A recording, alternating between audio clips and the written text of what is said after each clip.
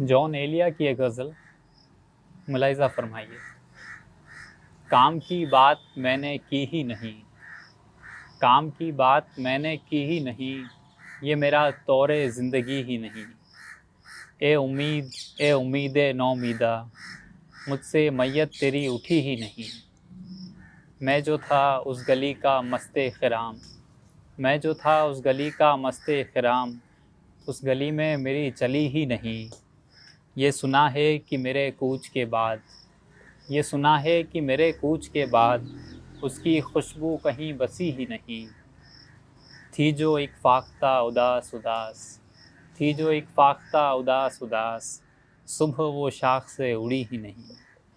मुझ में अब मेरा जी नहीं लगता, मुझ में अब मेरा जी नहीं लगता, और ये सितम कि मेरा जी ही नहीं।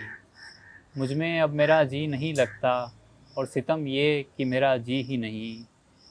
वो जो रहती थी दिल मोहल्ले में, वो जो रहती थी दिल मोहल्ले में, फिर वो लड़की मुझे मिली ही नहीं। जाइए और ख़ाक उड़ाइए आप, जाइए और ख़ाक उड़ाइए आप, अब वो घर क्या कि वो गली ही नहीं। और आखिर में, हाय वो शौक़ जो नहीं था कभी, हाय वो शौक़ जो नहीं था कभी, हाय वो ज़िंदगी जो थी ही नहीं। काम की बात मैंने की ही नहीं।